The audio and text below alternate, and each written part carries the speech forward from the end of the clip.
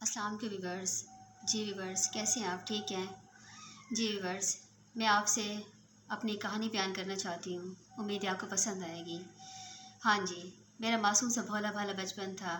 ہم 3 بہنیں اور 2 بھائی تھے۔ سب سے بڑی بہن لڑائی جھگڑا کرنے والی اور چھین کر کھانے والی تھی۔ میں معصوم سی، مجھے کوئی چیز ملتی کھا لیتی، لیکن خاموشی سے چپ ہو جاتی کچھ نہ ملتا تو۔ اور چھوٹی بہن حفظ کر رہی تھی اور وہ بھی سب کو بہت پیاری تھی۔ اور بھائی تو امی ابو کی جان تھے، بس وہ ہے تو سب کچھ دنیا ان کی ہے۔ ہماری بہنوں کی کسی سے کوئی اہمیت ہی نہیں ہے۔ اچھا، ایک دن ایسا ہوا کہ ابو نے سب کو خرچی دی اور میں اپنی باری کا انتظار کرتی رہی کہ مجھے بھی خرچی بھی ملے گی۔ سب کو خرچی مل گئی لیکن مجھے خرچی نہیں ملی، اور لیکن خاموشی سے میں نے کچھ بھی نہیں کہا اور مسکرا کے سائڈ پہ ہو گئی کہ شاید میرے پیسے نہیں بچے۔ میں اپنی کھیل میں مصروف ہو گئی اور امی ابو مجھ سے پیار نہیں کرتے تھے۔ محلے کی کچھ لڑکیاں تھیں، میں نے ان کو اپنی دوست بنا لیا۔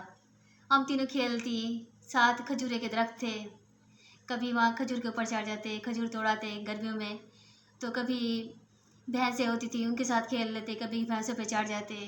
اور گھر کے ساتھ ایک نہر بھی تھی، نہر میں نہاتے، کپڑے کے غبارے بناتے اور خوب انجوائے مزے کرتے۔ ہاں جی، اس کے بعد ایک دوست تھی، وہ گھر سے جا کے کھانا لے آتی اور ہم کھانا بھی کھاتے، ساتھ کھجورے چن کے وہ بھی کھا لیتے۔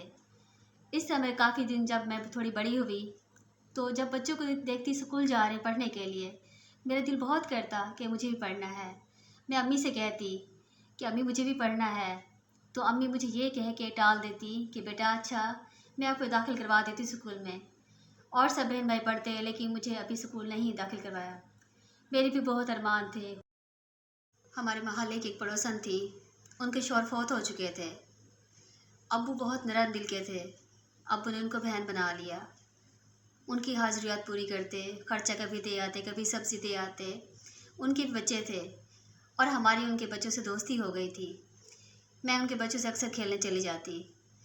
اور ایک دن ایسا ہوا کہ شام کو ابو مجھے ساتھ چلے گئے پڑوسوں کے گھر، اور ابو آنٹی سے باتوں میں اتنے مگن ہو گئے کہ مجھے رات کو اس قدر یعنی کہ نیند آئی کہ مجھے پتہ نہیں چلا کہ ابو کب چلے گئے۔ ابو مجھے اکیلا چھوڑ کے چلے گئے، لیکن جب میری آنکھ کھلی رات کو، پتہ نہیں کیا ٹائم تھا، لیکن کمرے میں بہت اندھیرا تھا اور میں نے محسوس کیا کہ ابو نہیں ہے۔ میں روئی اور میں نے زور سے بلایا، ابو کو آوازیں دی، ابو کی آواز کہیں بھی سنائی نہیں دی، اور مجھے محسوس ہوا کہ کوئی انسان میرے پاس کھڑا ہے، جیسے کسی آہٹ محسوس ہوئی ہے کہ کوئی ساتھ کھڑا ہوا ہے۔